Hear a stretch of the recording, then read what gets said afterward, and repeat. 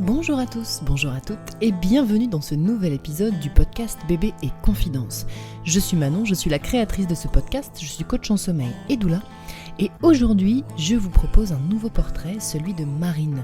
Marine et son conjoint Bastien et surtout son petit Basile qui est atteint d'une maladie génétique rare, incurable, l'hyperplasie congénitale des glandes surrénales. Vous allez découvrir à travers le témoignage de Marine, le témoignage d'une maternité, d'une parentalité très intuitive, avec beaucoup de signaux avant-coureurs, et puis surtout un modèle de résilience face à la maladie, face aux différentes étapes et aux différents coups de massue que représente l'annonce d'un tel diagnostic. Néanmoins, vous allez voir aussi que Marine est très solaire et que quand elle livre son discours, c'est aussi avec beaucoup d'acceptation, beaucoup de messages positifs et beaucoup d'encouragement pour celles et ceux qui traverseraient la même chose.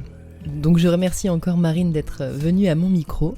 Et puis sans plus tarder, je vous laisse avec l'épisode. Eh ben coucou Marine. Salut Manon. Je suis ravie de te recevoir aujourd'hui dans le podcast, doublement ravie parce que, vous l'entendrez peut-être, mais Marine et moi on est du même coin. On vient de Valenciennes.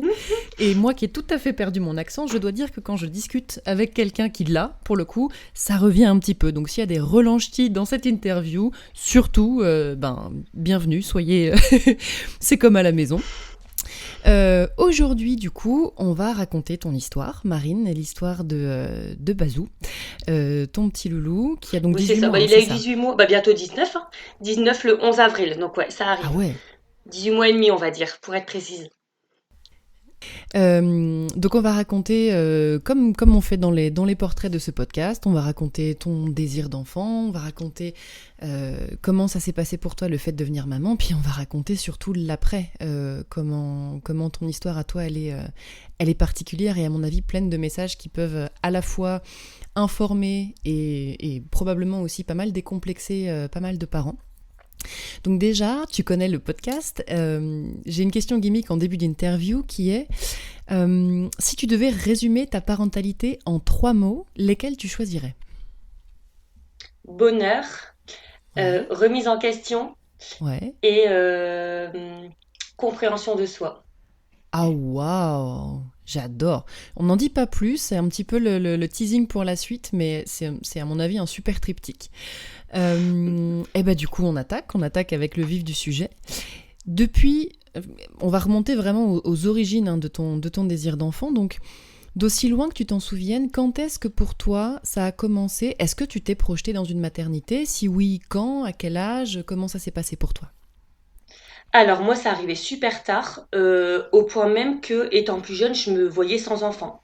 D'accord. Très bizarrement, j'avais cette impression que j'aurais pas d'enfant, ou alors que ce serait dans vraiment une autre partie de vie. Enfin, en tout cas, je sais que j'étais pas faite pour être maman jeune. Ça, c'est sûr et certain. C'était pas mon profil, quoi.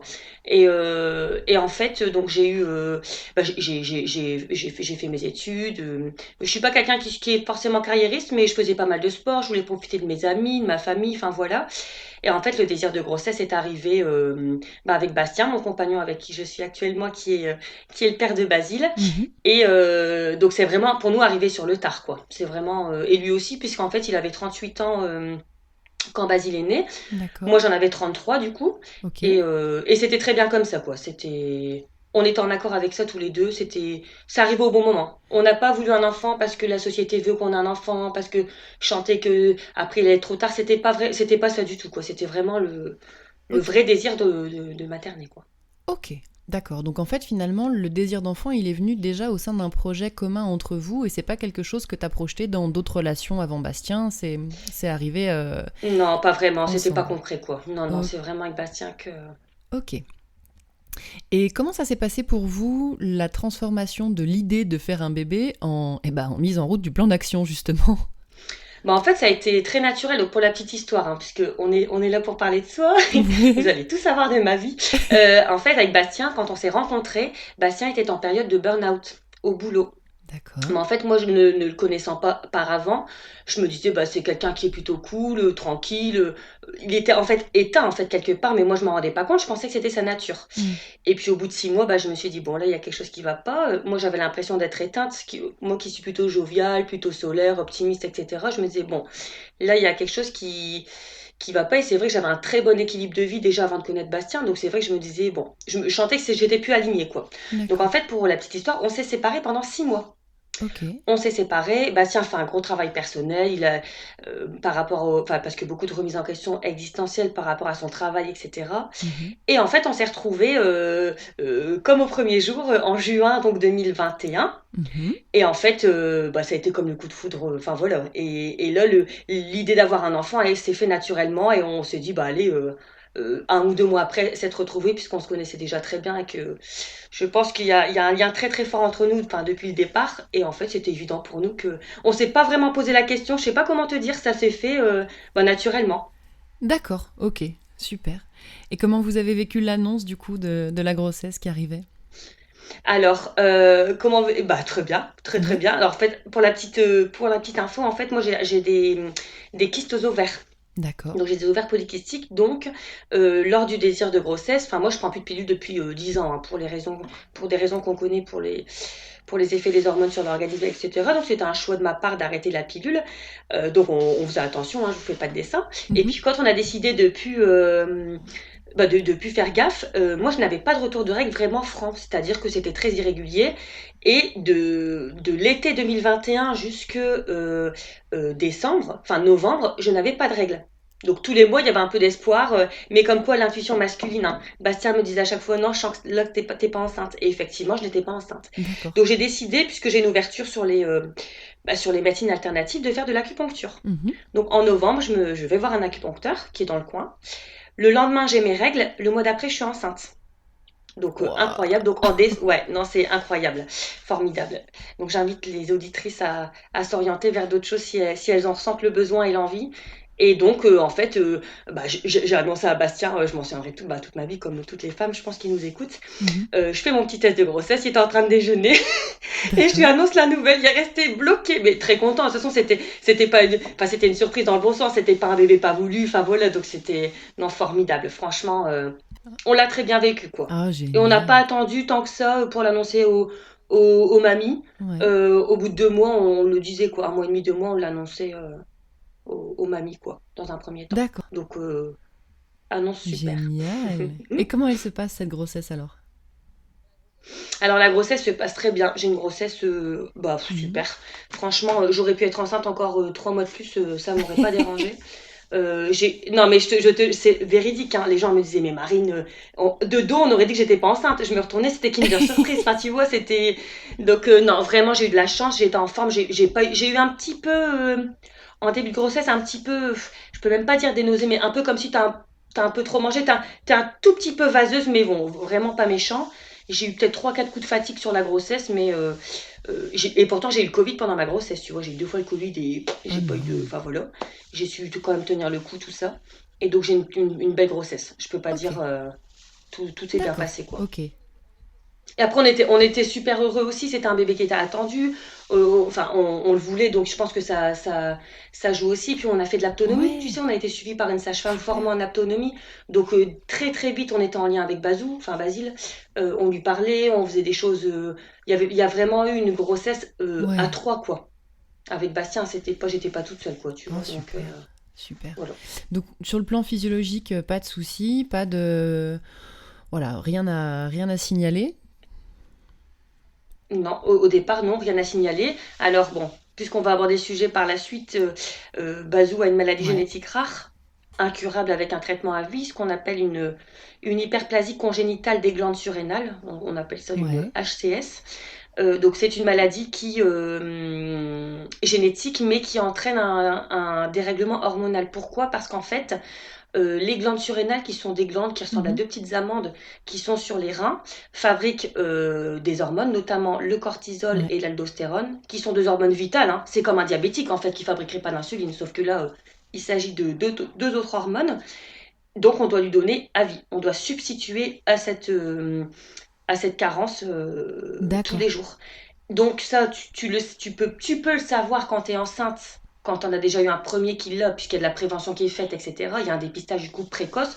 Mais si tu n'as pas eu d'enfant atteint par le passé et que dans ta maladie, tu sais pas que tu es porteur du gène, bah, en fait, tu le découvres à la naissance avec le test de Guthrie Oui, qui est fait dans le d'accord. talon, qui va déceler la phénylcétonurie et enfin, toutes les autres Mhm. maladies.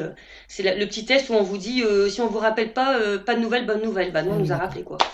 Donc, et donc, tout ça pour revenir au fait que pendant la grossesse, j'ai quand même eu un pressentiment. Les 3 premiers mois, j'entendais dans ma tête, j'avais le mot handicap, donc ça pourra peut-être en perturber certaines, mais c'est vrai que parfois on a des intuitions qu'après, en fait, j'ai un peu mis de côté parce que la grossesse se passait tellement bien, je me disais, bah pourquoi ça n'irait Mhm. pas, quoi. Mais, et au final, bah, quand j'ai appris quand on a eu le diagnostic de la maladie, finalement, j'ai fait C'est le fou lien que tu aies et déjà voilà, eu quoi. cette... Mais sinon, D'accord. grossesse formidable, Ouais, mais c'est dingue que tu aies franchement. déjà eu cette intuition, cette alerte-là. Mais bon, Ouais. ça n'est pas le premier témoignage de maternité très intuitive que je reçois. Moi-même, j'ai eu des moments dans mes grossesses qui ont été très... Bah ouais. juste de l'intuition pure, donc ça parlera probablement à pas mal de gens, moi je pense. Et tu vois, ce qui est fou, pour la petite anecdote, Basile ne voulait pas montrer ses Ah reins tiens, à l'échographie.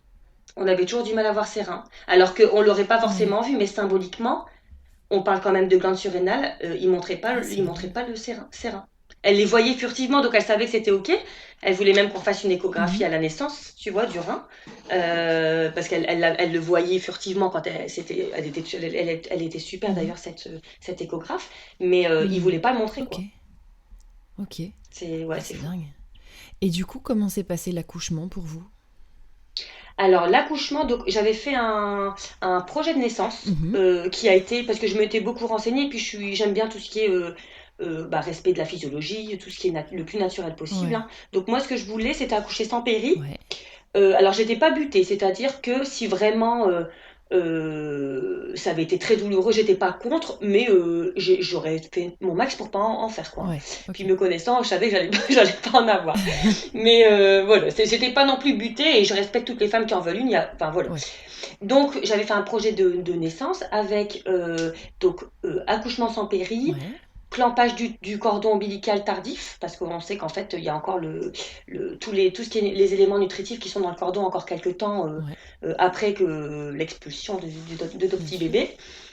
Donc ça, j'avais demandé un accouchement physiologique, donc j'ai choisi une clinique privée avec une salle nature, avec un bain. Mhm.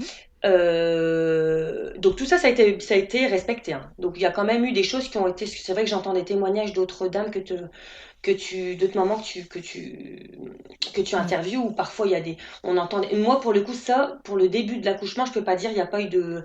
Ça a été respecté. Je suis arrivée là-bas, j'ai été ouverte à un doigt, me semble-t-il, ou Ouais. deux. Donc une fois j'ai été renvoyée chez moi comme une malpropre. Et donc et après je suis revenue du coup là-bas et je suis passée donc j'ai mes contractions dans le bain, ça s'est assez vite ouvert pour un Mhm. premier visiblement. Et après l'accouchement, voilà, l'accouchement s'est plutôt bien passé. Mais pour en revenir au tout début de l'accouchement, en fait, moi, si tu veux, j'ai commencé à avoir les premières contractions le jour de la pleine Ah, lune, ouais. à Ok. midi pétante, hein. L'heure de la pleine lune, j'étais au restaurant avec mes beaux-parents, c'était génial, un Ouais. super petit resto. Et là, oh, je commence à avoir mes premières contractions. Je dis, bon, bah là, on est bon. Sachant que le matin même, comme on était la veille du terme, j'avais dû aller là-bas. Donc j'étais allée à la mater, il m'avait ausculté, tout allait bien, etc. J'avais encore du liquide amniotique, donc j'ai pas percé la poche des os Mhm. précocement, etc. Donc on revient, on va au restaurant, etc. Et là commencent les premières contractions. Donc si tu veux, toute l'après-midi plus la nuit, je vais dire que j'ai eu une première salve de contractions que je pouvais gérer toute seule. D'accord.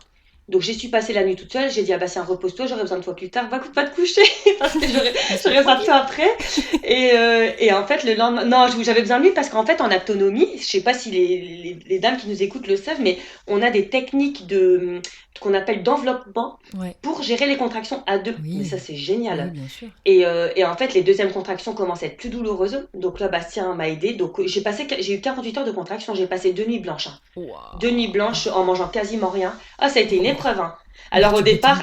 au départ trop marrant parce que je voulais garder un petit souvenir. J'avais commencé à écrire un petit carnet. avec Ouais. mes petites ressentis. Bah, je peux dire que je l'ai vite arrêté. Page blanche, il n'y a plus rien après. Et en fait, les troisièmes contractions, à un moment donné, j'ai dit à Bastien, j'ai dit, écoute, j'ai dit là, faut qu'on y aille parce que si on attend, je pourrais plus prendre la voiture, quoi.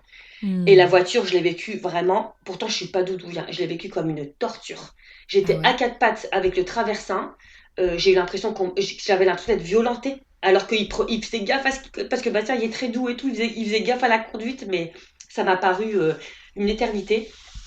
Et Ok. quand on est arrivé là-bas, j'ai été bien accueillie, enfin voilà, et donc on a fait le monito. Je suis passée en salle nature, Ouais. donc dans le bain. Et donc on avait prévu une petite playlist de musique pour me reconnecter à moi. Alors que dans ces cas-là, on est des vraies femmes, on est des vrais sauvages. Ouais. On se reconnecte à notre vraie nature et on est vraiment dans notre monde, quoi. Enfin, Oui, oui, bien sûr. alors je peux pas dire que j'ai pas eu mal, hein. Sans péridurale, franchement, Ah oui, je peux pas dire que c'était ça facile, hein. brasse. Ah ouais, non, j'ai eu mal. Ah ouais. Oh, j'ai eu mal. Et Bastien me disait, pour la petite anecdote, il me disait que lui, donc il était là pour moi et tout ça, mais il regardait un peu le temps d'un accouchement et il dit, quand il savait à combien j'étais ouverte, il se disait, putain, ça va peut-être encore durer 4 5 heures, la pauvre, et il me disait rien, mais lui, il savait que j'allais en chier, tu vois. Et il me dit, je pouvais pas te le dire. Mais et il essayait de me faire manger mes petits gerblés, là, j'avais fait des petits muffins maison Ouais. et tout, enfin bref. Non, ça a été une épreuve vraiment physique, quoi, hein. Bah C'est pas ouais. rien, quoi. Et c'est vrai que ça a été j'ai eu beaucoup de contractions. J'ai eu 48 heures de contractions avant, tu vois. Ok. Mais D'accord, bon, donc. quand on dit on oublie, en fait, on oublie la douleur, mais on n'oublie pas qu'on a eu mal. Moi, je me Ah souviens que oui, j'ai eu oui, mal, oui, enfin, oui, tu oui, vois. oui, Mm. oui. Oui. Donc, et donc l'accouchement pour la suite, donc j'arrive là-bas, salle nature, équipe Mhm. vraiment bien sympa. Et après, à un moment donné, elle me dit, bon, je reviens dans 5 minutes, mais à ce moment-là, les 5 minutes, t'as envie de te dire, non, mais tu t'en vas pas, tu restes là. Et en fait, elle revient, elle me dit, quand je reviens, on essaiera de voir si vous poussez bien. Donc Ok. j'étais toujours dans le bain, hein. Donc j'essaie de pousser, et là, elle voit que je Ouais. pousse, que c'est bon, quoi. De toute façon, tu le sens quand t'as envie de pousser. Alors, quand on a une péri, je sais pas si Ouais. c'est pareil, moi j'ai qu'un enfant, hein, pour le rappeler Ouais. aux auditrices qui nous écoutent. Mais donc je sais pas ce que ça fait avec péri, mais là, tu Ouais, sens ouais, il bien faut sûr. que tu pousses, quoi. Enfin, et donc elle me dit, elle me dit, bah essaie de pousser. Je peux te Mhm. dire que j'ai poussé comme une malade. Et elle m'a dit, bah c'est bon, on va y aller. Donc en fait, j'ai commencé à accoucher physiologiquement, c'est-à-dire que j'étais, en fait, comment expliquer? C'est comme Ouais. si j'étais à genoux, en fait, et je tenais D'accord. Bastien qui était face à Ok. moi. Tu vois, je le tenais autour du cou. D'accord. Voilà, donc ça a commencé comme ça. Donc on a commencé comme ça, mais je commence à être Bah fatiguée, ouais, t'imagines, bien 48 sûr. heures, c'est énorme. Donc j'ai commencé comme ça. Après, on a essayé d'autres Mhm. positions. Il y avait les sages-femmes qui étaient là. Et le gynéco est arrivé. Je sais pas s'il était là au début, je me souviens plus trop. Et à un moment donné, apparemment, ça Mhm. faisait 45 minutes que je poussais. Et il m'a dit, bon, on va quand même passer. On va quand même s'allonger. Donc, alors, c'était pas Ouais. mon souhait, mais je vais te dire à ce moment-là, tu chipotes Ouais. plus, hein, t'écoutes, hein. Et donc, j'ai fini par accoucher, du coup, Ouais. la fin de l'accouchement, quand même, allongée. Donc voilà. Et à un moment donné, il me dit, bon, on va vous aider un petit peu. Et là, je me dis, Ouais. putain, Ouais. il va prendre quelque chose, quoi, les forceps ou les ventouses ou quoi.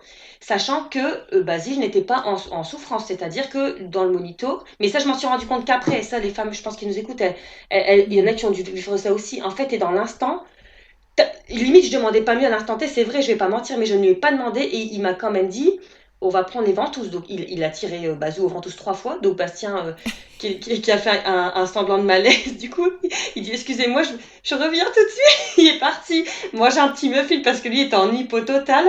Donc il est revenu quand même avec moi. Donc quand Bazou était sorti, mais c'est quand même violent, Ah les ventouses, ouais. faut voir comment il tire, quoi, c'est pas rien. Et comme Bazou avait un petit peu de cheveux, si tu veux, ça Pouh. glissait, donc il a dû Ok. tirer à 3 reprises.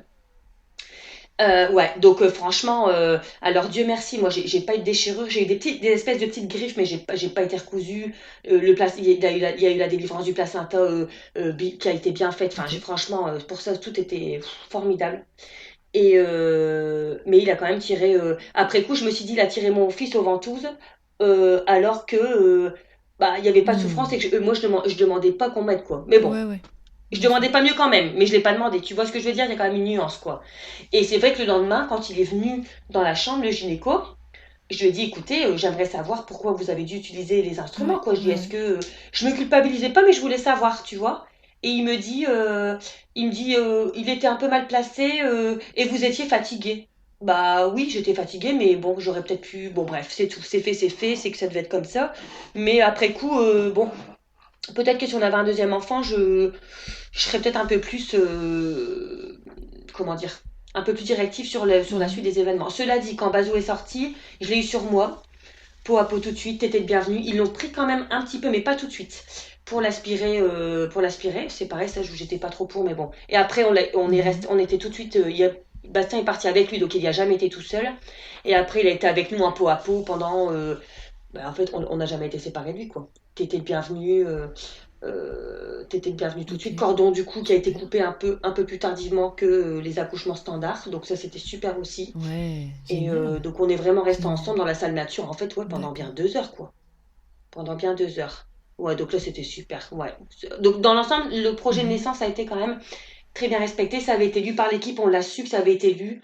Donc, donc voilà, quoi. J'en garde pas un mauvais souvenir. Je garde pas un mauvais souvenir de mon accouchement, je peux pas dire ça. D'accord. Oui, à part du coup le geste Ouais. sans consentement du gynécologue, finalement le reste de l'équipe t'a t'y respecté quoi.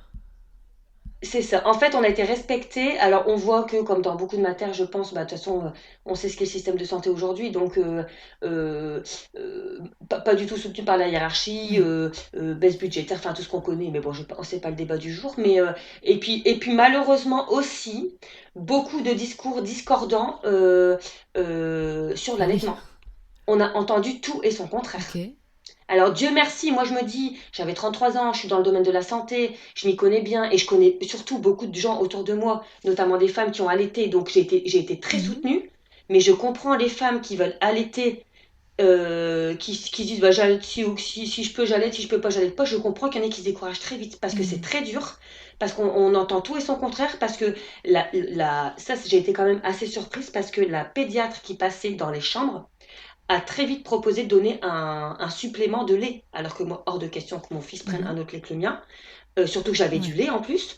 Alors, il t'était pas bien, ça c'est vrai, puisque ayant été soi-disant mal placé, et ça du coup, je vais bien croire que c'est vrai, sachant que Bazou a été en siège dans mon ventre jusqu'à 7 mois et demi, hein. Une fois de Ok. plus, j'ai fait de l'acupuncture pour qu'il se retourne Mhm. et ça a fonctionné.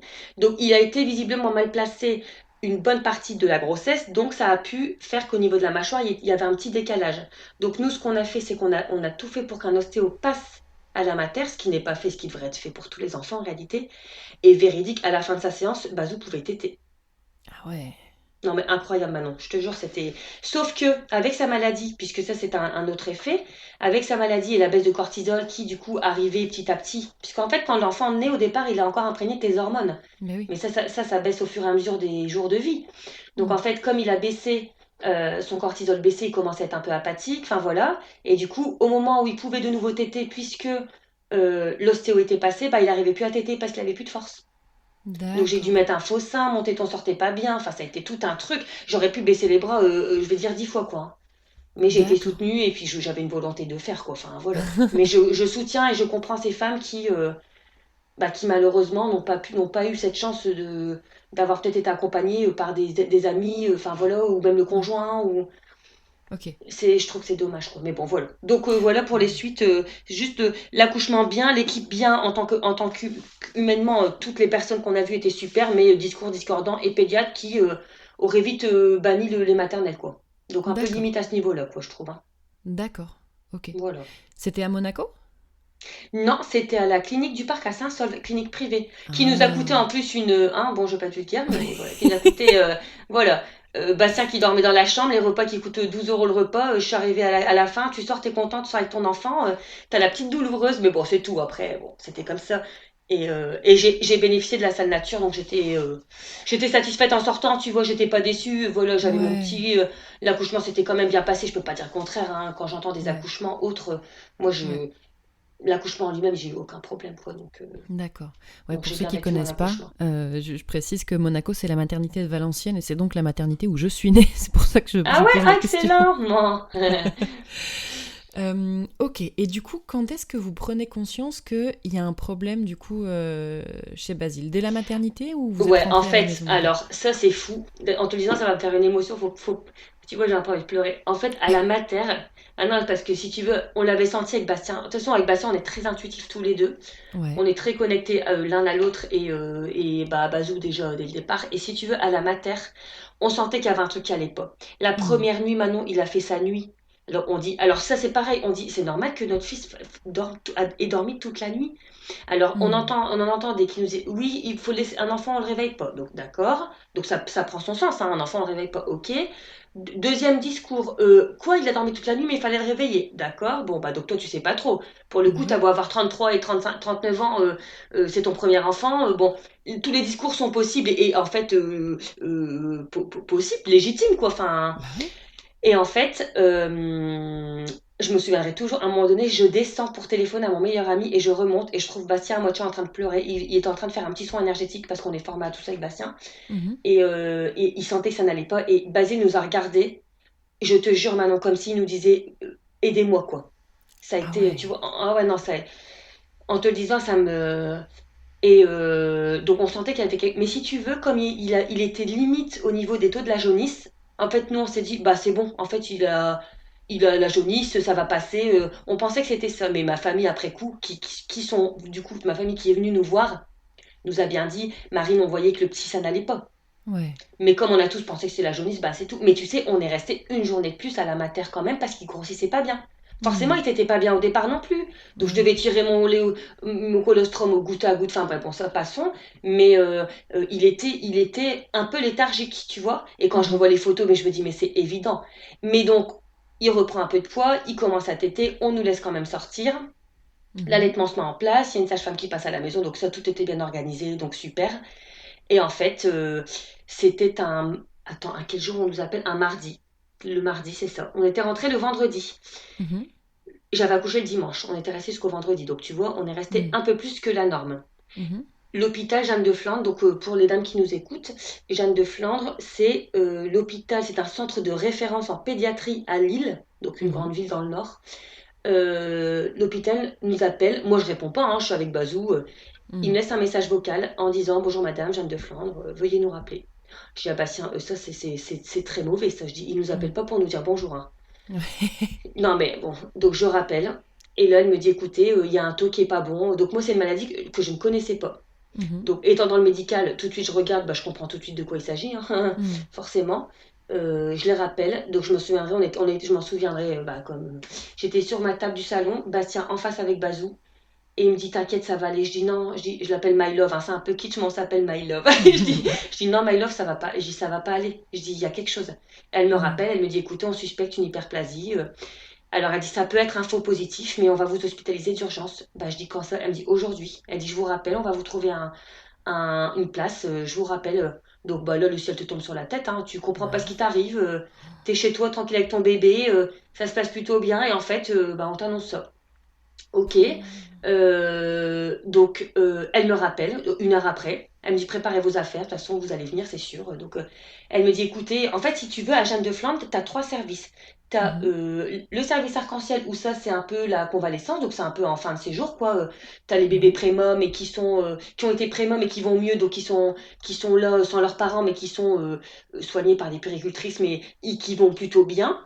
Ouais. Ensuite, tu as les soins intensifs, donc ça c'est le degré en dessous, et premier degré d'urgence, c'est la réa. Donc en Mhm. fait, tu as réa, soins intensifs et soins arc-en-ciel, c'est la convalescence, entre guillemets, quoi. Je sais Ouais. pas si Ouais. on doit le Ouais. dire comme ça. Et si tu veux, nous, on ne nécessitait pas, enfin l'état de Basile ne nécessitait pas qu'on soit en réa, donc ça surtout pas parce qu'il était encore bien vivant, ni forcément en soins intensifs, mais comme il n'y avait pas de place ailleurs à cette époque-là, on a été dans le service de soins intensifs. Donc D'accord. pour information, quand tu es en soins intensifs, donc tu es au sous-sol, à moitié dans le noir, t'as des salles qui font peut-être 10 mètres de large, c'est comme des box, donc qui sont séparés par des paravents, des espèces de paravents en fait.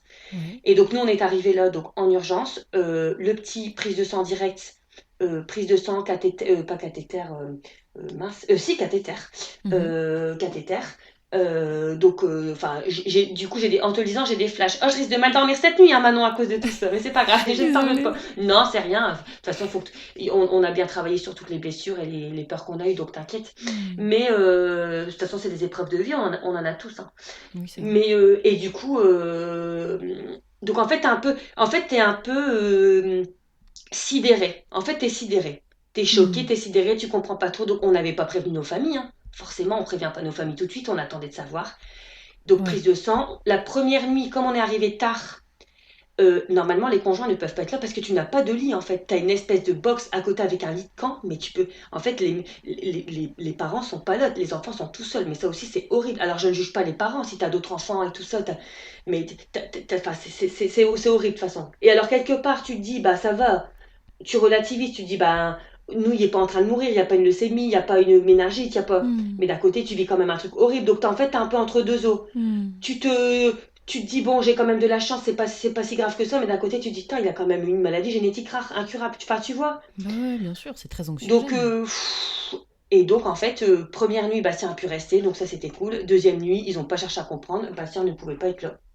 Oh waouh. Donc, il devait repartir, donc lui tout seul à la maison, donc pire pour lui que pour moi, je pense même, parce que moi, j'étais avec mon fils, quoi, tu vois. Ouais. Lui tout seul à la maison, donc il revenait la journée, il repartait le soir. Donc, t'es dans le noir. Alors, et deuxième effet qui se coule, c'est que j'avais donc une super montée de lait avec tout ce qu'on avait mis en place. J'arrive là-bas, choc émotionnel. Tu bois pas parce qu'il n'y a pas de toilette dans le service. Tu n'as ni toilette ni douche. Donc, moi, je buvais pas. Parce que je buvais pas, je prenais pas. Donc, j'ai perdu tout mon allaitement. Donc là, et là, Dieu merci. Alors là, je suis tombée sur des femmes que je remercie encore de tout mon cœur, notamment je ne sais même plus comment elle s'appelle cette dame, elle était formidable. Elle me dit, Madame Angut, elle dit, pour maintenir votre allaitement, il faut tirer tout le temps. Hmm. Donc, une fois que Bazou a allaité, parce qu'il était encore un peu, pas de manière énergétique, quoi, enfin, de manière énergique, Hmm. pardon. Donc, en fait, le protocole, c'était le suivant. Tenez-vous bien, 8 fois par jour. Donc, 8 je fois mettais par Bazou au jour. sein, ITT, donc ITT rien.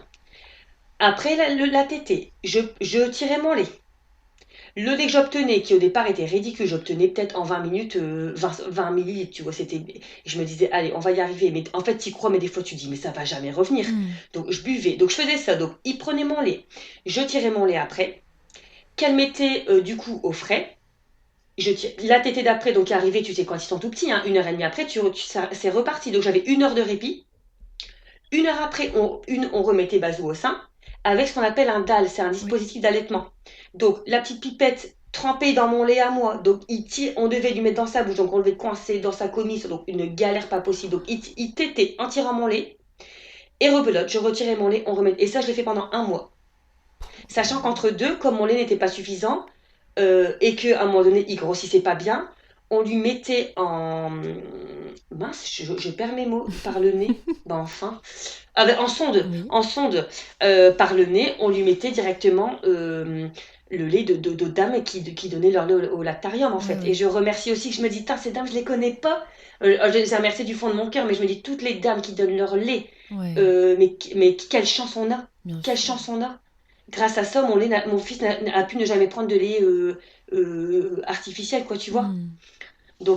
Et donc ça a été ça. Donc ça a été jusqu'à ma sortie de l'hôpital, de l'hospitalisation, ça a été le DAL. D'accord. Vous êtes resté Donc combien de temps juste dans ce un service? mois. Un mois. Bah, il avait un mois quand on est sorti, donc on est resté 3 semaines et demie. Mais en fait, on n'est pas resté. On est resté 3 jours en soins intensifs, Ouais. donc le temps que le diagnostic se fasse, qu'on nous dise que c'est vraiment ça, voilà. Et ensuite, donc j'ai passé 3 nuits là-bas, 2 ou 3, je crois que c'est 3. Et après, on nous a passé en chambre mère-enfant. Oui. Alors quand elle m'a dit ça, j'ai vu le soleil dans le ciel. J'ai dit ça y est, je vais passer dans ma petite chambre avec mon fils, je vais être fin bien. Et en fait, on était super bien. Et en fait, ça peut paraître surprenant, je garde un bon souvenir de mon séjour à l'hôpital. Ok. Parce que l'équipe était super. Ok. Et quand j'y retourne pour les visites de Basile, parce qu'on y va une fois tous les 2 mois maintenant, j'ai pas la boule au ventre. Je me dis pas, oh, ça me rappelle des mots. Pas du tout.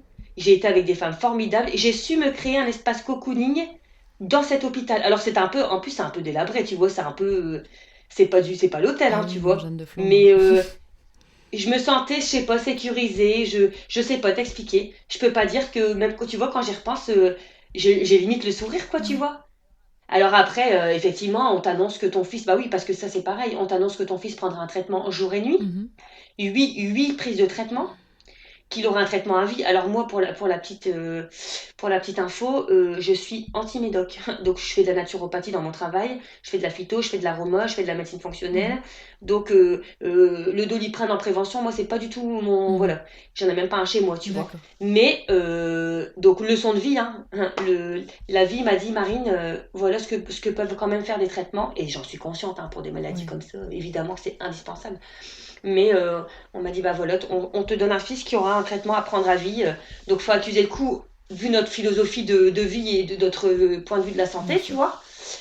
Euh, et puis après, il faut administrer. Tu sais que s'il prend pas, il peut tomber dans le coma. Donc, c'est quand même, tu sais que si demain, il y a pas de traitement, ton fils ne vit pas. Donc, tu t'y fais au fur et à mesure, mais c'est. Après, tu dis, bah oui, mais manger, si on mange pas, on meurt aussi. Mm. Boire, si on boit pas, on meurt aussi. Donc, après, tu relativises, tu essaies de voir ça sous un autre prisme. Et on a eu un suivi psy d'ailleurs là-bas. On a une psychologue qui est passée. Ouais. On l'a vue 2, 3 fois, qui nous a fait beaucoup de bien. On a une puéricultrice spécialiste de la maladie qui est passée dans la chambre aussi, qui nous a donné des témoignages d'autres familles. Donc le suivi a été super. On a une kiné qui est passée aussi, qui a permis de déceler une hyperextension de Bazou. Donc ça nous a permis, après quand on est revenu chez nous, d'avoir une prise en charge kiné. Parce que sinon peut-être que Basile aurait pas marché comme il marche là, parce que là il est hyper agile et tout. Mm. En fait, moi je trouve qu'on a beau dire certaines choses, nous on a eu un suivi qui a été formidable. Franchement, il faut dire quand c'est bien Bah aussi, oui, quoi, oui, tu bien vois. sûr. Et puis même pour faire Donc, une petite parenthèse quand même, en fait quand on a, j'en discutais avec une sage-femme l'autre jour, souvent quand même le corps médical dans l'hôpital public tel qu'il est actuellement, en fait il n'a pas le choix que d'être maltraitant. Bien évidemment qu'il y a des exceptions et oui, c'est il y a des ça, tout à soignants fait, qui, tout du à coup, fait. mériteraient de se concentrer un tout petit peu plus sur de l'empathie, mais la plupart du temps, ça n'est pas un problème d'empathie, c'est vraiment un problème de moyens, de ressources, de soutien. Et oui, du coup, là, ce que tu décris, quand même, ça reste une équipe hyper soudée autour de vous, et heureusement qu'il y a des histoires comme ça.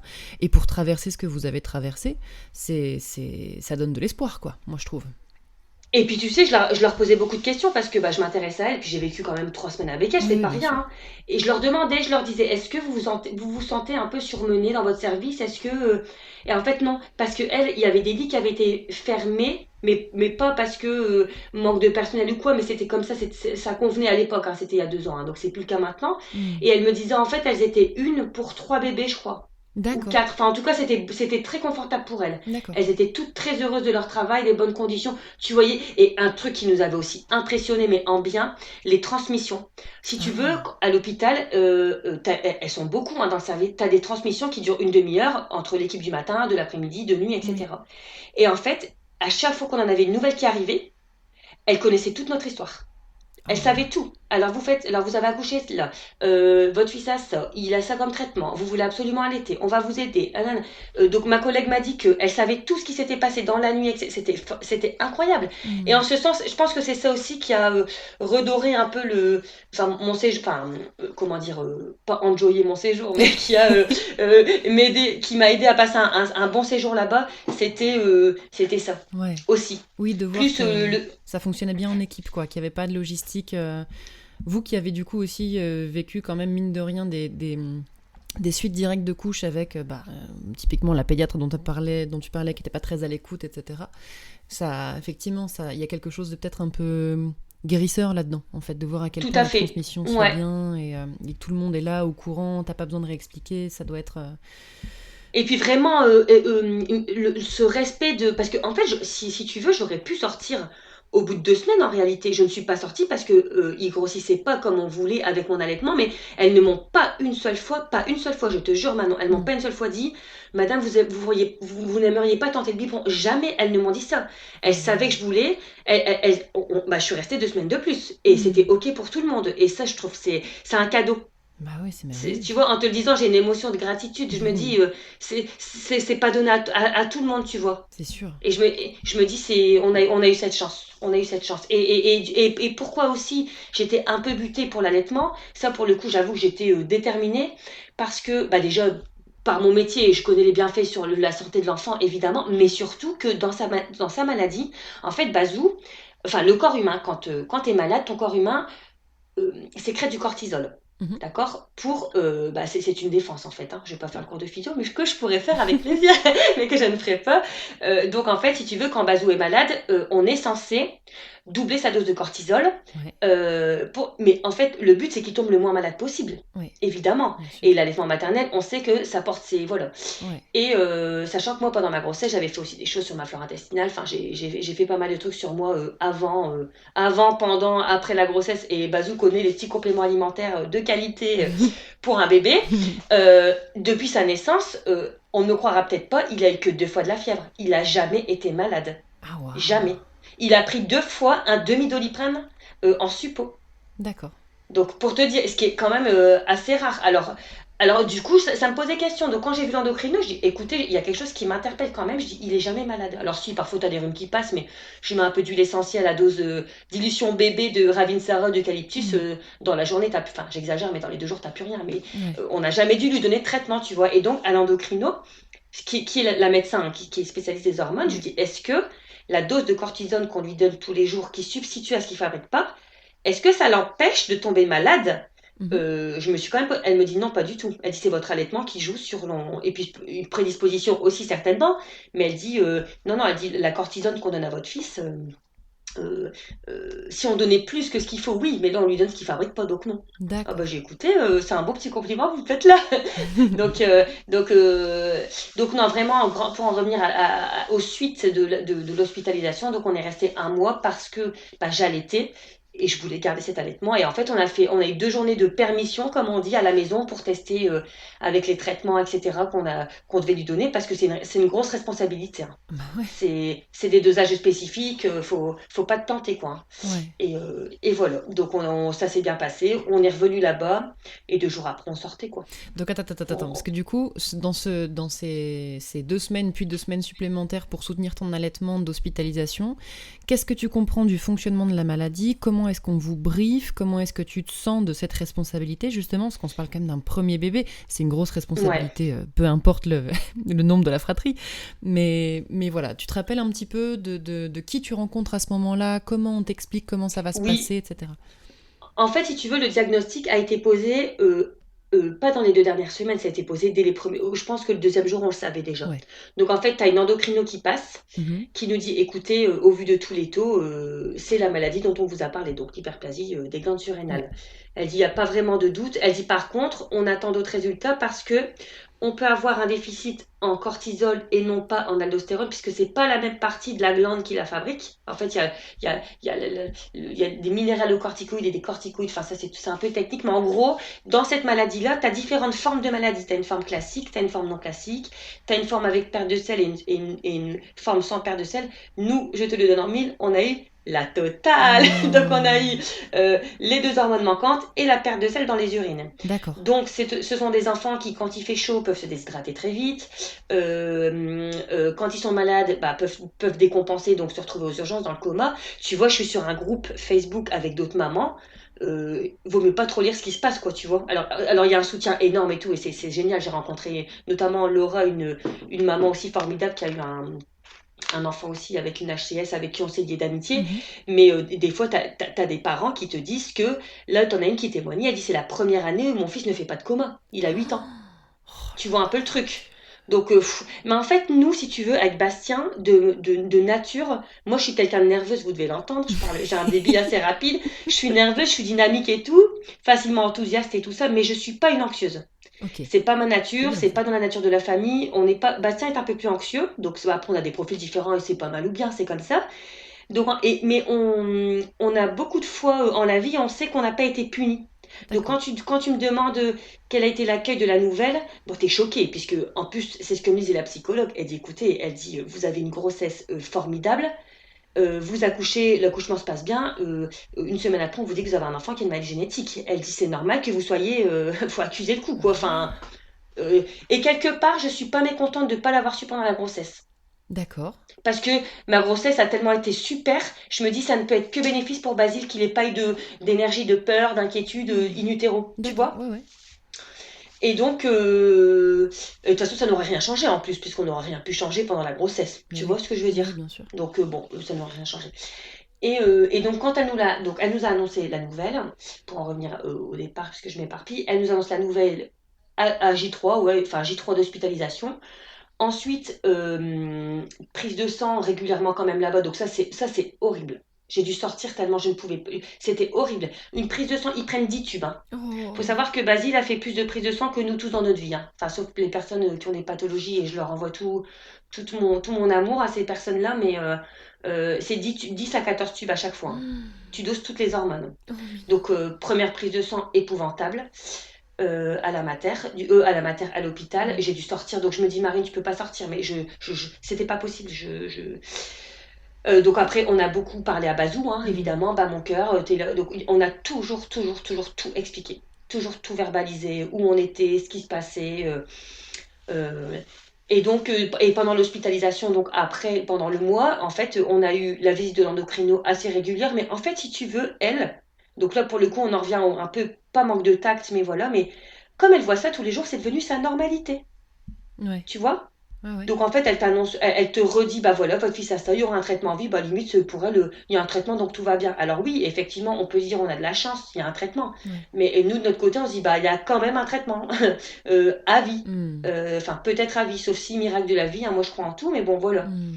Donc, donc elle est passée, mais elle était toujours secondée par une interne. Donc bon, les internes, elles apprennent sur le, enfin voilà, c'est des internes, elles apprennent là, elles sont sympas et tout ça, elles nous donnent des petites infos, mais le soutien, c'était vraiment la puéricultrice du centre spécialiste de la maladie, quoi, D'accord. qui était vraiment dans l'empathie, dans l'écoute, qui accompagne des familles tout le temps, qui entendait nos inquiétudes.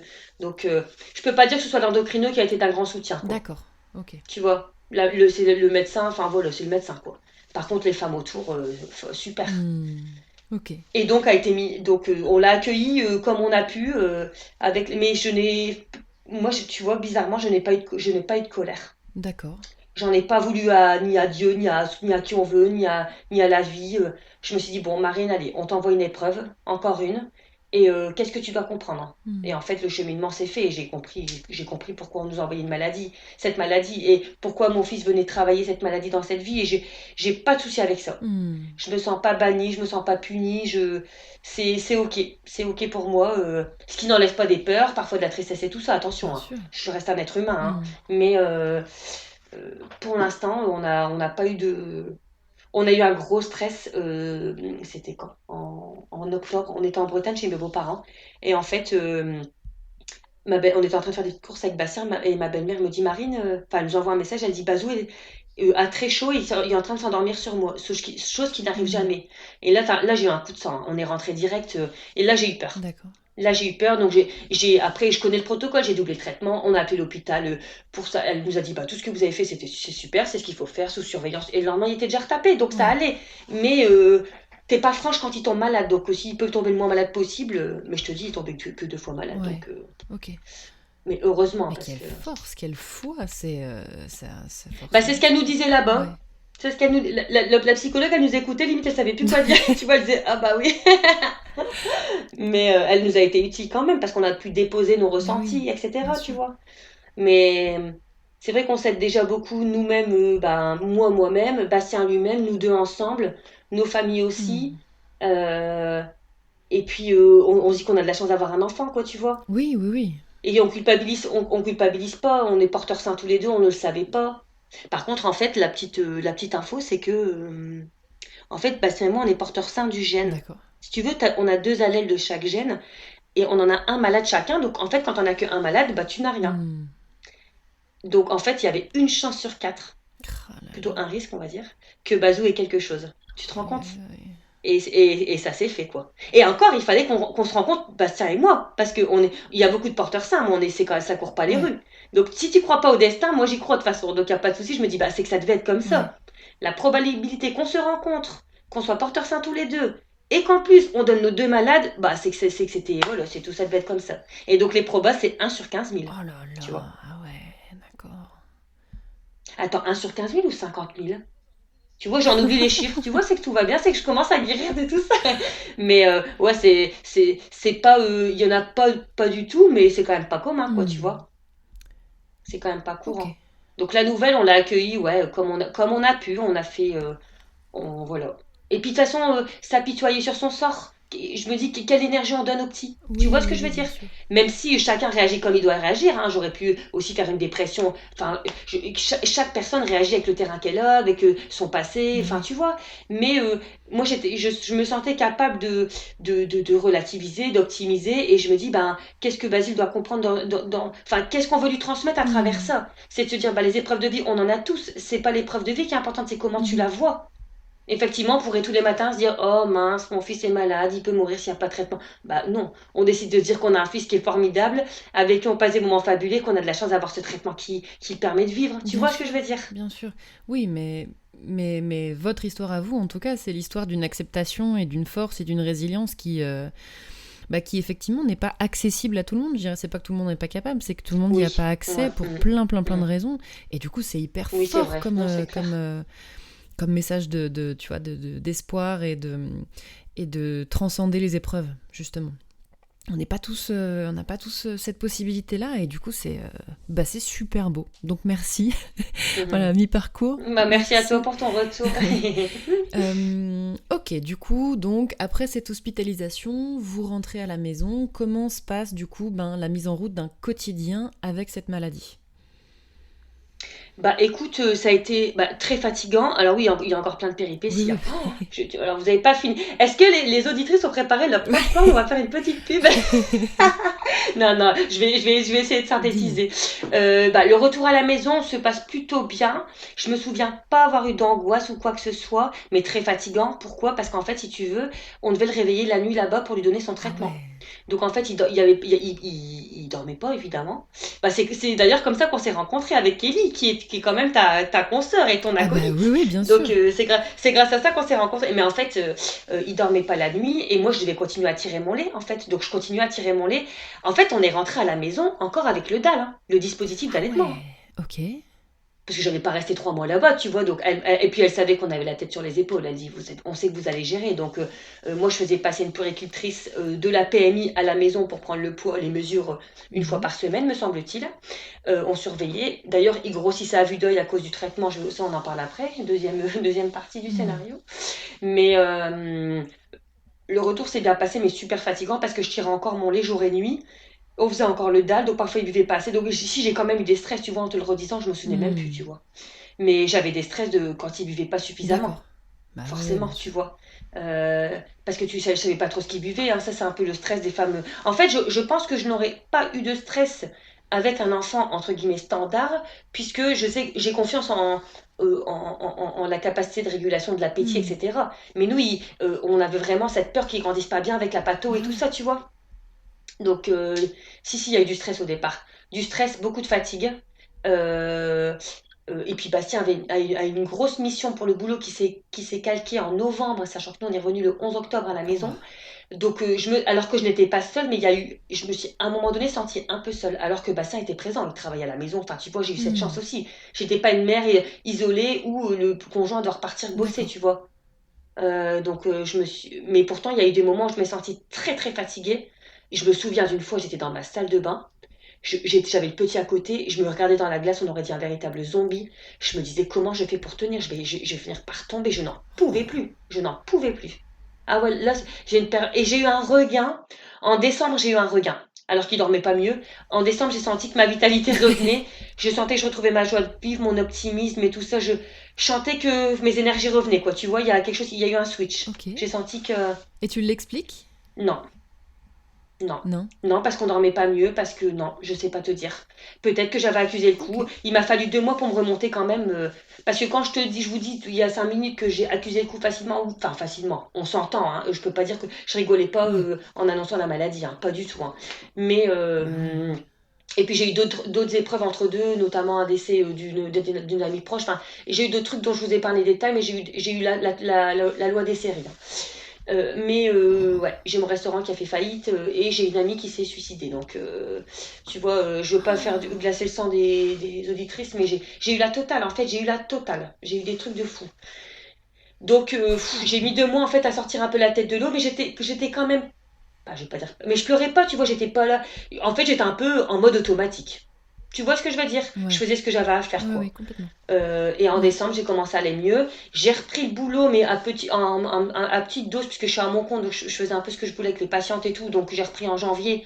Le petit avait 4 mois, c'était OK pour moi, j'étais contente de reprendre. Mhm. Basile, elle est à la MAM que 3. C'est une MAM, donc c'est trop bien, il est trop bien là-bas.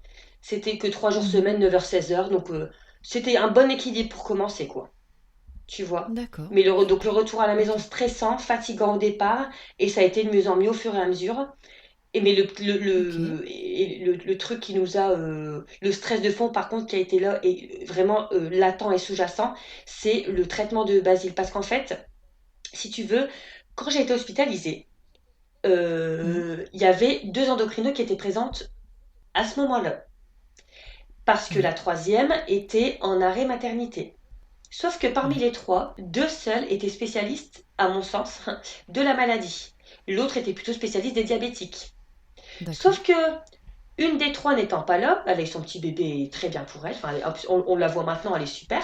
Mais Ok. là, à l'époque, donc on nous a donné, entre guillemets, enfin je sais pas comment on peut dire ça, c'est peut-être un peu mal dit, l'endocrino qui n'était pas spécialiste de la maladie. Donc elle a mis en place un protocole, tenez-vous bien, où on donne de la cortisone matin, midi, soir et dans la nuit. Donc la Oh. cortisone, ça remplace le cortisol. Donc c'est logique dans cette maladie-là, on doit donner de la cortisone, c'est pas un souci. Sauf qu'on est censé donner une dose qui remplace la dose de l'enfant. Bien On sûr. n'est pas on n'est pas censé donner plus. Et surtout pas la nuit. Alors il y a des protocoles où on donne la nuit. Alors il y a des gens qui font ça. Sauf que majoritairement les endocrinos ne font pas ça. C'est comme si en fait on venait à 3 heures du mat, on disait maman, réveille-toi, viens boire 10 cafés et rendors-toi. En Exactement. gros, c'est ça. Donc pendant 10 mois, pendant 6 mois, on donnait un traitement qui était surdosé à notre fils. Donc une fois, il a pris, alors bah, les dames qui ont des petits bébés, elles vont s'en rendre compte, 1 kilo en 2 semaines. Oh, Je sais pas waouh. si tu te rends compte. Il était boursouflé, bourré d'œdème avec le sel, parce qu'en plus on devait lui donner du sel, parce qu'il perdait le sel dans les urines. Cortisone et sel, on sait que ça fait pas bon ménage, puisque c'est la première chose qu'on dit aux gens, c'est de pas mettre de sel quand tu prends de la cortisone. Ouais. Et j'arrêtais pas de leur dire tous les mois, je disais ça ne va pas. Et c'est là où le suivi devient médiocre. Donc on en revient quand même, tu vois, moi j'ai eu un accouchement super et l'hospi super, mais le suivi horrible. Mhm. Enfin horrible. Je vous raconte le mauvais forcément parce que je disais ça ne va pas. Le petit ne dort pas, il est en hypervigilance. Pendant 6 mois, Bazou se réveillait peut-être 5 fois la nuit. Il faisait pas de sieste dans son lit. J'ai dû l'endormir en portage. Je me souviens d'une journée où j'ai été marcher 18 kilomètres en portage Oh, pour qu'il waouh. dorme. Mais de toute façon, j'ai une résistance. Je me dis, je sais pas comment j'ai fait, hein. Franchement, non, mais c'est pas pour me lancer de fleurs. Mais quand si je me regarde, si je fais le film de tout ce qu'on a eu, en te le disant, je me dis, c'est inhumain ce truc. Bah ouais, je Et confirme, ouais. donc, tu te lèves la nuit, tu dors pas. Il y a aucune sieste. Je sais pas si on s'y. Bah, il y a des dames je suis pas la seule, hein. Oui, mais. Mais là, on savait que ça venait d'un élément extérieur, tu Ouais. vois. Aucune sieste dans son lit. Le soir, je me souviens, il était en portage, je devais l'endormir en portage et le poser délicatement dans son lit. C'était l'enfer. Hmm. Et donc, pendant 6 mois, je disais que ça n'allait pas. On se tapait l'interne qui faisait ce qu'elle pouvait faire. Elle a les compétences, c'est une interne, donc elle a les compétences qu'elle a, mais elle n'est pas Ouais, endocrino, spécialiste d'une maladie bien génétique sûr. rare, incurable. Il faut Hmm. arrêter, tu vois. Et donc, une fois on a eu l'endocrino, une fois l'interne, une fois l'endocrino, et je disais ça va pas. Et elle le voyait, elle disait oh, mais c'est un beau bébé, il grossit bien. Je dis non, mais il grossit bien, oui, sauf que il est énorme, on voit qu'il est boursouflé. Il y a quelque chose qui ne va pas. Il dort pas la nuit, il est en hypervigilance. Tout ce qui est relatif à un surdosage Ouais. de cortisol, en fait, hein, tu vois, donc c'était évident. Elle ne m'a pas entendu. Et le dernier rendez-vous qu'on a eu là-bas, c'était Ouais. avec l'interne. Et ce jour-là, elle prend sa taille et elle me dit, il faisait 1 centimètre de moins que la fois d'avant. Ah bah j'ai super, j'ai maintenant il rétrécit. Je dis encore mieux. En fait, elle avait juste mal pris la mesure, mais ça c'est anecdotique, anecdotique. Et il avait de l'hypertension. Donc en gros, pour te faire le point, au bout de 6 mois, on arrive à un retard de croissance et on arrive à une hypertension. Ah. Je lui dis, vous voyez qu'il y a quelque chose qui va pas. Je dis donc maintenant, on va arrêter de donner le traitement la nuit, vous allez me réajuster ça. Donc l'endocrino, ma référente, qui n'était donc pas là, elle est en vacances, a poussé l'interne à se référer à un autre endocrino Hmm. qui, elle, était spécialiste. Et cet endocrinologue-là, je l'ai par hasard vu à la réunion d'information de la semaine suivante à laquelle au Mhm. départ je ne voulais pas aller. parce que je bossais, que je connaissais déjà bien la maladie, et j'y suis allée quand même, et qui m'a, à un moment donné, suite à une question que j'ai posée, regardé droit dans les yeux et m'a dit, Madame, de toute façon, votre fils est surdosé depuis sa naissance. Et là, j'ai cru que le ciel me tombait sur la tête. J'ai regardé Ouais, Bastien, on ouais. n'était que des familles, tu sais, c'est une réunion pour connaître la Mhm. maladie, c'est l'éducation thérapeutique, c'est bien sympa en plus. Et en fait, la question que je lui posais était la suivante, je lui dis, comment on peut expliquer que le matin, Mhm. après ne plus avoir eu de traitement la nuit, puisque là, du coup, ça faisait peut-être 2 semaines qu'on n'en donnait plus la nuit, j'ai dit comment ça se fait que mon fils, on dirait qu'il n'a pas besoin de Ah ouais. traitement. Et là, c'est là qu'elle m'a dit, de toute façon, votre fils, il en prend trop. Bah ouais. Donc, j'ai eu envie de pleurer toute l'après-midi, bah tu t'imagines. Hein. En fait, je me dis, putain, ça fait, excusez-moi du que je suis un peu vulgaire, mais je me dis, ça fait 6 mois que je le dis, on ne m'a pas Ouais. entendu, j'avais raison. Donc, il y a un peu l'ego qui parle aussi, mais c'est surtout mon fils avant tout. Hein. Et je me dis, on a Mhm. surdosé son petit corps humain depuis 6 mois, alors qu'on sait que les premiers mois sont déterminants pour la santé de l'enfant, et qu'il se tape déjà une maladie et un traitement à vie, Mhm. et là, on lui a donné des doses bazooka. Et en fait, donc l'endocrino m'explique à la fin, donc je lui dis écoutez, je dis votre consoeur, elle est bien gentille, je Mhm. ne veux plus la voir. Donc elle, hyper gênée, parce que en Bah entendant mon oui. discours, elle est bien consciente qu'il y a eu un gros loupé de la part de sa collègue, mais qui peut pas trop la descendre parce que bah, c'est sa collègue. Donc elle me dit écoutez, je vais reprendre votre dossier. Donc elle nous a suivis, elle nous a sortis du surdosage Mhm. avec une écoute plus ou moins active. Mais elle est en fin de carrière, je pense qu'elle en avait un petit peu ras-le-bol et tout ça, mais D'accord. j'ai de la gratitude quand même pour cette endocrino parce qu'elle nous a quand même aidés. Elle nous a quand même beaucoup plus écoutés et on est arrivé à un rééquilibrage du traitement là récemment, quoi. Mais pour dire qu'il y a mesdames qui m'écoutaient, je passe un message, l'intuition de mère, déjà féminine et Ouais. forte, mais la mère sait. Et quand on vous écoute pas, comme les enfants qui ont du RGO, on les écoute pas, Ouais. on Oui, sait qu'il y a oui. un truc qui en tient un truc qui va pas, on le sait. Et je dis, vous m'avez pas écouté.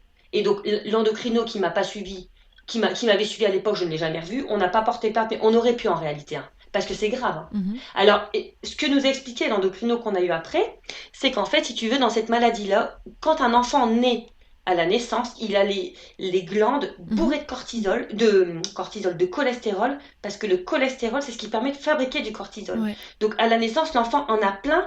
Pourquoi? Parce que le corps est tellement bien fait qu'on sait que c'est un stress la naissance.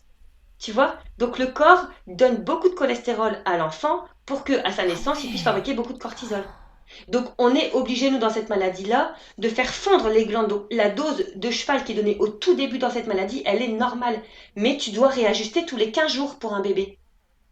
Et en fait, mais nous, ça n'a pas du tout été fait. Hmm. On la voyait une fois tous les mois et demi. Et là, tu te dis, non, là, ça va pas du tout.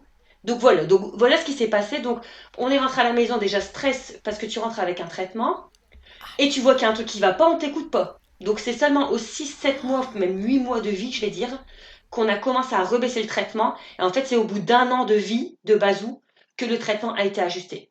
Et je l'avais dit à Bastien, j'avais dit, tu verras, assez 1 an, on va retrouver un équilibre. Donc voilà pour le retour à la maison et les suites. Mais ça a été épouvantable maintenant, franchement. Mais quel enfer. Et du coup, il y a des séquelles de ce surdosage? Alors oui, parce qu'il y a eu un retard de croissance. Donc, Mhm. et en fait, je mettais ces pyjamas et je disais à Bastien, je dis, c'est bizarre, on change pas de pyjama, alors que les enfants, on sait qu'ils grandissent à vue d'œil. On met du 12 mois quand ils ont 8 mois, enfin, tu vois un peu le Ouais. truc. Ouais, ouais. Et je dis, c'est bizarre.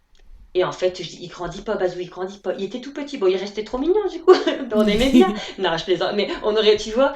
Et en fait, il grandissait pas. Et pendant 3 mois, il faisait 63 centimètres. Donc, on a baissé le traitement, il a recommencé à grandir, donc en fait, il est dans les courbes, il est dans la dernière courbe la plus basse, il n'est pas en dessous, mais il est sorti de sa courbe génétique de taille. Donc il sera plus petit, certes. Bon, là, après, moi, je fais des choses en médecine fonctionnelle à côté. Hein. Ouais. Donc pas d'hormones de croissance, mais je donne des bourgeons de ça. Enfin, je fais des trucs bien. Et Ouais. sa croissance reprend, tu vois. Ok. Et on a rajouté donc je connais des choses, Dieu merci, que c'est mon domaine de compétence. De Ouais. toute façon, grâce à lui, j'ai appris plein de choses. Hein. Ça, tu vois, ça, par exemple, cette épreuve de vie Ouais. m'a permis bah, déjà de connaître Kelly et d'apprendre plein de trucs sur le sommeil, Ouais. de faire appel à une naturopédiatrique qui est une dame formidable qui m'a permis d'apprendre plein de choses. Et moi, au niveau pro, je vais me spécialiser en infertilité, prise en charge de l'enfant, etc. Tu vois? Ouais. Ouais. Ouais. Donc ça débouche sur des trucs fabuleux. Après, ce serait peut-être arrivé même sans la maladie, mais ouais, non, ça n'a pas été rien, quoi, tu vois. Bah ouais, Et bah donc, bien sûr. pour répondre à la question, retard de croissance qui est en train. Donc, la croissance reprend de manière stable, mais il sera jamais géant, quoi, hein, tu vois. Mhm. Et les séquelles, bah, on n'en sait rien, en fait, maintenant. C'est ça le problème. Qu'est-ce Hmm. qu'on en sait, nous, que je ne le pense pas et je ne le souhaite pas. Mais, et puis dès qu'il sera un peu plus grand, moi je vais mettre en place des choses pour drainer le rein, le foie, etc. Donc Mhm. ça, moi je sais quoi faire, tu vois. Donc Ouais. je vais soutenir ses fonctions démonctoires et tout ça. Mais on sait pas. Ouais. On sait pas. Donc il y a toujours ce petit truc-là de te dire, ben, est-ce qu'il n'y aura pas un truc plus tard? Je ne le souhaite pas, mais en tout cas, à l'instant T, on a un retard de croissance. D'accord. Et de l'œdème et du, tu vois, enfin des trucs quand même. D'accord. Ok. Voilà. Et pour l'instant, du coup, donc, finalement, au bout d'un an, vous arrivez à avoir un traitement ajusté. Il est stable maintenant. Est-ce que vous voyez des signaux, des répercussions de la maladie, justement, et ou du traitement sur votre quotidien? Alors là, le traitement est stabilisé et de toute façon, je vais te dire, on est devenu experte du traitement. Ça, c'est aussi l'avantage. En fait, on est alerte sans être inquiet ou Oui, anxieux. d'accord. On n'est pas sur le qui-vive, mais on est vigilant, tu Mhm. vois, mais sans que ça nous prenne la tête. On sent quand il y a un truc qui va pas, tu vois, mais on n'a pas eu de déboire. Là, il y a eu encore un truc, tu vas dire, hein, franchement, Dis-moi. je vais pas dire qu'on n'a pas de chance, mais là, en fait, si tu veux, le traitement de Bazou, comme c'est des doses qui sont petites, puisque c'est un enfant, on demande aux pharmacies de nous faire ce qu'on appelle une préparation magistrale. Donc en fait, c'est une gélule dans laquelle est mis la dose exacte pour ton enfant. Tu ouvres la gélule et il la prend, Mhm. tu vois. Donc c'est vraiment ajusté. Et notre pharmacie, donc dans notre petit village, envoie cette prescription à la pharmacie de Paris qui prépare les Ouais. dosages. Jusqu'à aujourd'hui, on n'avait jamais eu de problème. Et là, en janvier, donc là c'est très récent, hein, vous êtes en direct live, c'est hyper récent, c'est les dernières infos du jour. Je rigole, mais on n'a pas rigolé du tout, Ouais. hein. En janvier, on reçoit le nouveau traitement, donc je donne le traitement à Bazou et tout. Et puis au bout de quelques jours, je dis à Bastien, je dis c'est bizarre, je trouve qu'il fait de l'œdème, Mhm. il recommence à être un peu boursouflé et tout. Et il commence à avoir des diarrhées, tu vois, mais des diarrhées, alors que Basile, ses selles, elles sont magnifiques, hein. T'ouvrais sa couche, t'avais une selle moulée, t'aurais pu faire une sculpture. Non, mais je te jure, il y avait des selles magnifiques, ce qui est quand même bon signe de santé Oui. intestinale et de manière Oui. générale, tu vois. Et là, il commence à faire des diarrhées au point, même maintenant à la MAM, Stéphanie, la nounou, elle a dû le changer. Parce qu'il y en avait partout, ça n'est jamais arrivé à notre fils, hein. Jamais, Ah jamais, hein. ouais. Et on n'avait pas changé le régime alimentaire. Moi, je prenais juste du collagène en complément, donc je me suis dit, bon, c'est peut-être ma prise de collagène, je vais arrêter. Enfin, tu vois, Mhm. je me dis, bon, ça passe dans le lait, mais de manière minime. Mais bon, bref, donc je me dis, je vais arrêter. Les jours passent, ça continue. Je donne des probiotiques, ça s'arrange pas. Il y a un truc qui va Mhm. pas. Et en fait, le mercredi, Steph nous appelle. Alors, Bazou avait fait une petite chute la veille, il était tombé, il s'était fait une petite bosse, mais rien d'alarmant, il avait pleuré 3 secondes, pas de vomissement, pas de perte de Ouais. conscience, rien Mhm. du tout. Et le lendemain, elle m'envoie un message, c'était une petite journée qu'on s'était prise avec Bastien en plus, elle me dit, Marine, Bazou est tombé quand? Donc je me dis, si elle me pose la question, c'est qu'il y a un truc qui va pas. Donc je l'appelle, elle me dit, écoute, il est devenu tout blanc, il nous a fait un drôle de truc, comme un mini malaise, très bizarre. Ouais. Et je dis, écoute, elle dit, c'est peut-être parce qu'il est tombé. Je dis, c'est bizarre quand même. Donc, elle dit, écoute, elle dit, faites votre petite journée. Elle dit, je suis vigilante. De toute façon, vous n'êtes pas loin. Et donc, elle me dit qu'après, il a fini par manger. Il s'est retapé. Tout s'est bien passé. Il a fait sa sieste l'après, mais tout Ouais. allait bien. Je vais le chercher. Et j'avais eu un appel de la pharmacie qui m'avait laissé un message vocal. Et je m'étais dit, c'est comme d'habitude, il me laisse un message pour que j'aille chercher le traitement qui est Ouais. arrivé, tu vois. Et en fait, quand j'y vais, elle me dit, écoutez, il y a eu un problème avec la pharmacie.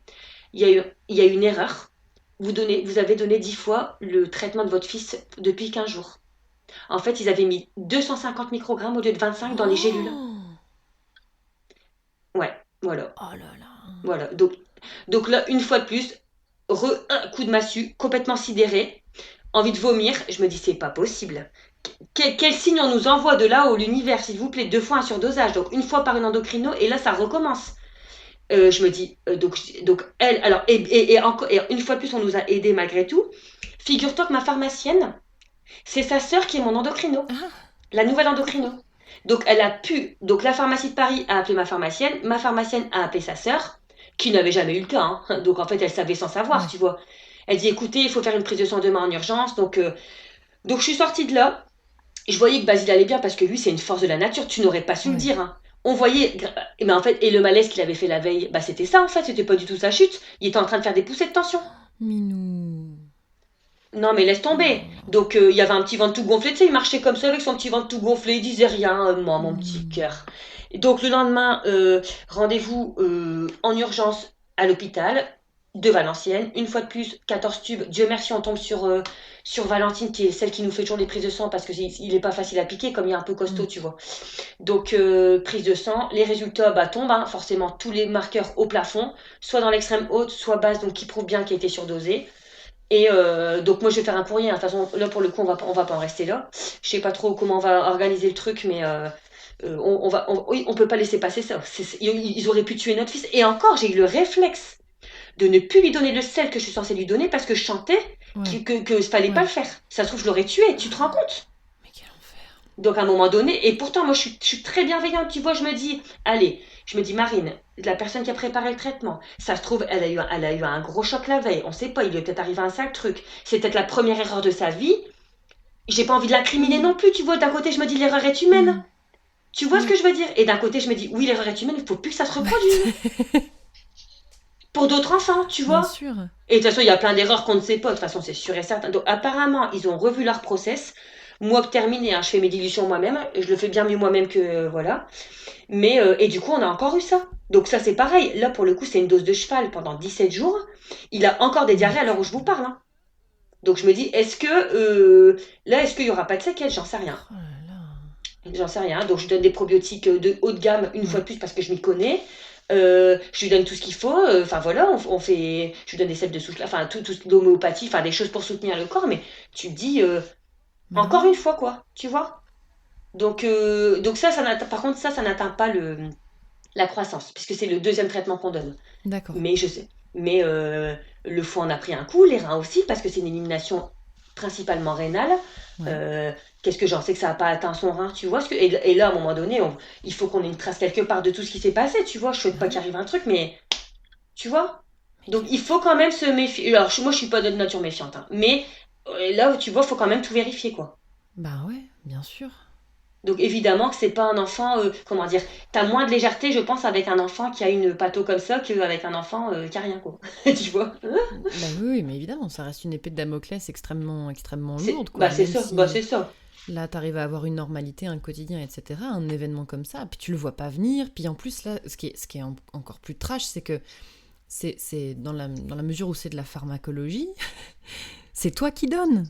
C'est toi qui donnes le traitement. Tu vois, Exact, c'est ce que disait Bastien. tu En vois. fait, moi, j'ai pas eu ce ressenti-là, mais Bastien, il dit, en fait, j'ai l'impression que j'ai empoisonné mon fils. Mais c'est Tu vois? horrible, Bastien, bien il ressent sûr. ça. Moi, je ressens pas ça. J'ai ressenti d'autres choses, mais pas ça, tu vois. Ok. Bastien, il y avait de la colère. Quand je suis rentrée à la maison, je lui dis, bah, tu sais ce qui se passe, Milo?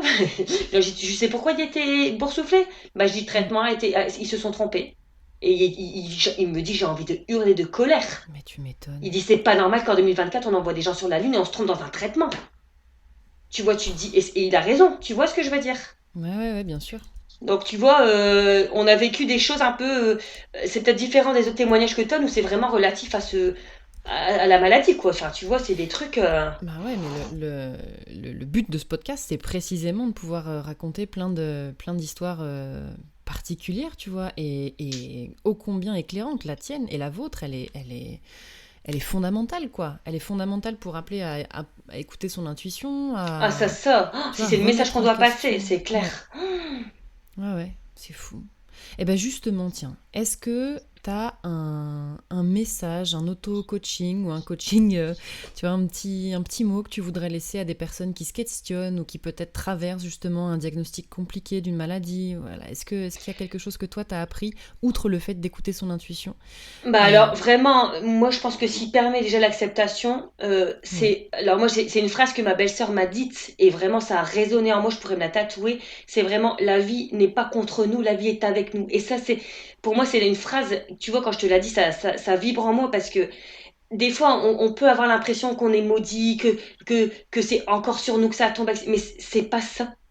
Mhm. C'est là pour nous apprendre des choses et parfois on ne comprend pas tout de suite, parfois on le comprend tout de suite, ça dépend des profils et la capacité à le faire comme tu disais tout à l'heure, cette capacité à... Mais après coup, Mais que ce soit n'importe quelle épreuve de vie, hein, que ce soit une maladie d'un enfant, que ce soit une épreuve dans le travail, un burn-out, enfin tout ce qu'on veut, il Mhm. y a toujours quelque chose, à condition de le voir, qui en ressort de bien. Alors ça fait un peu des paroles un peu bateau qu'on entend partout, mais c'est la réalité.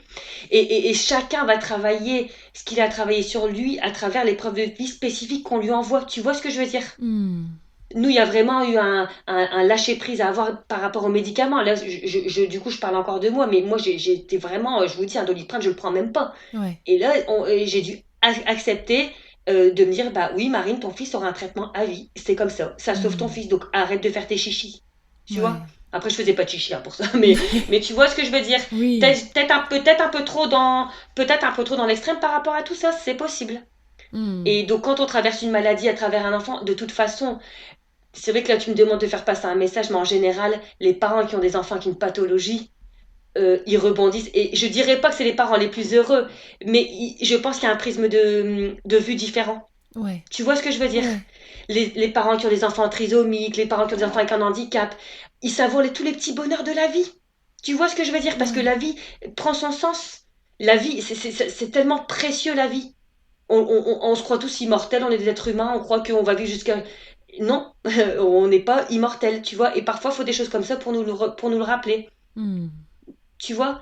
Et donc le message, bah après c'est un message d'espoir, parfois de guérison, parce qu'il y a aussi des maladies qui guérissent, hein, tu vois. Bien sûr. Dans ma famille, j'ai ma nièce qui a une leucémie, elle est guérie, tu vois. Elle est ado maintenant, tout se passe bien. Donc il y a des maladies qui guérissent, d'autres qui guérissent pas, mais qui peuvent être bien gérées comme nous, la nôtre en tout cas pour l'instant. Et je pense vraiment qu'un enfant qui a une maladie, la plus belle chose qu'on puisse lui montrer, c'est l'optimisation enfin l'optimisme, mais pas le faux optimisme, on a le droit d'avoir des coups de mou, mais euh, la vision de la vie positive, quoi, de profiter de tout ce qu'on peut profiter, quoi, tu Ouais. vois. Bien sûr. Et de pas se formaliser pour une broutille, parce que c'est vrai que tu te dis parfois, alors ça, une fois de plus, ça dépend des capacités de chacun, ça rejoint ce que tu disais tout à l'heure, on Hmm. n'a pas toute cette capacité-là, ou je sais pas comment on peut l'exprimer, et c'est pas mettre les gens sur un degré de valeur, on n'est pas mieux, moins bien, c'est pas ça. Hmm. Mais il y a quand même beaucoup de choses que je pense tout le monde est capable de faire, de savoir profiter un peu plus et de relativiser, ou se faire aider par quelqu'un d'ailleurs, Bien sûr. pour relativiser certaines choses. Mais donc ce message, c'est vraiment oui, la vie n'est pas contre nous, la vie est avec nous. Et si on comprend pourquoi ça nous arrive dans le sens positif, la vie nous le rend. Et Hmm. on est récompensé après, c'est certain. Hmm. Tu vois? Et je suis sûre, et ça c'est mon intuition et peut-être ma foi qui parle, je suis convaincue que si on était plus anxieux et qu'on était là à pester et à dire oh nanana, je suis sûre qu'on aurait plus de problèmes depuis la naissance avec Bazou. Il y aurait peut-être fait plus de décompensation. J'en suis certaine. Ok. Je suis sûre que notre état conditionne. Alors, je veux pas avoir un discours culpabilisant pour les parents qui ont des enfants qui ont des. Mais les énergies positives attirent le positif. Hmm. Ça, on n'enlèvera pas de. Tu vois? Hmm. Mais c'est vrai que c'est parfois un travail sur soi à faire par rapport à son enfance, par rapport à son vécu. Enfin, ça, c'est clair, hein. On n'est Oui, pas oui, tous. oui. Puis Donc, bon. reconnaître, parce qu'effectivement, ça peut être vécu comme une injonction d'essayer de dire à quelqu'un qui est en crise, en souffrance et en hémorragie émotionnelle, bah, arrête de ressentir tes émotions négatives, c'est compliqué. Et oui, oui, non, bien sûr que ça demande de chercher de l'aide, ça demande de... Et puis, ce que je trouve hyper intéressant dans ton discours, c'est de chercher l'aide qui nous parle. Oui, Parce que en fait, la foi, c'est pareil, c'est quelque chose qui est plus ou moins accessible à tout le monde en fonction de son vécu, de ses croyances, son éducation. Enfin, et en fait, il y a des parcours qui peuvent être peut-être plus allopathiques, plus, tu vois, de parcours, je sais pas moi, oui, thérapeutiques, tout psy à ou fait. combiner Ouais, ouais. plusieurs, mais prendre le meilleur de tous les mondes, celui qui va, le juste dosage justement de tout ce qui peut vous faire du bien et vous faire avancer. Et effectivement, pas se limiter à une voie plutôt qu'une autre, mais justement, si votre intuition vous dit que quelque chose peut vous faire du bien, bah testez, allez-y quoi. Bien sûr. Exactement. Ouais. Ok, bah merci Marine pour tout ça. C'était dense comme échange, je te Ah ben, j'ai remercie. l'impression d'avoir fait que parler et de vous avoir, d'avoir mis plein d'infos là. Mais bon, si c'est ok pour toi et pour vous toutes, parfait. Mais complètement. Mais On était là pour ça, on était là justement pour écouter ton histoire. Et en fait, le message et les idées qui sont véhiculées sont moi je trouve extrêmement positives et très puissants aussi. Donc merci d'avoir déposé tout ça avec autant d'honnêteté, avec autant de plaisir. confiance. Je suis très très touchée. Et Arrête, je vais avoir une émotion, parce que je suis très émotive aussi, hein. Moi, ça m'a fait un grand plaisir d'être avec toi et puis avec toutes les mamans qui nous écouteront ou les futures mamans. écoute, oui, si jamais vous voulez nous faire un petit retour par rapport au témoignage de Marine, ça se passe sur l'adresse podcast.bebeetconfidence@gmail.com, pardon. N'hésitez pas. Et puis, qu'est-ce qu'on peut vous souhaiter à tous les trois pour la suite? Bah écoute, que ça continue comme ça. Là, on a trouvé un bon équilibre de famille, de vie, de couple, de tout. Récemment, hein, parce qu'on dormait pas, hein. Mais là, tout va mieux. Ah, Génial. petit espoir aussi pour le sommeil. Quand les enfants ne dorment pas, ça fait 18 mois. Là, ça y est, depuis 2 semaines, ils dorment. Et un grand, grand, grand merci à Kelly. N'hésitez pas. Alors, je te fais un peu de com, mais ça vient du cœur, hein. Parce que vous nous avez franchement. Et Kelly nous a été d'une aide formidable. Et j'imagine que toi, c'est pareil. Donc, mais quoi nous souhaiter que ça continue comme ça, écoute. Si Écoute. toutes les personnes qui nous écoutent nous envoient des ondes d'amour qui viennent du cœur et des ondes positives, on prend avec plaisir. Eh ben moi, je vous le souhaite en tout cas. Je vous envoie toutes ces ondes d'amour et je te remercie encore une fois pour ta confiance. Et puis, Un grand merci, Manon. je vous souhaite bonne route à tous les trois. Merci. À bientôt, Marine. À bientôt. Et voilà pour l'histoire de Marine et de sa petite famille. J'espère que ce témoignage aura pu vous accompagner, vous éclairer, vous faire rire aussi, vous émouvoir, comme ça a été mon cas en écoutant son histoire. Je vous remercie encore une fois, comme d'habitude, pour votre soutien, pour votre présence, pour vos messages. Et puis, je vous dis à la semaine prochaine pour un nouvel épisode.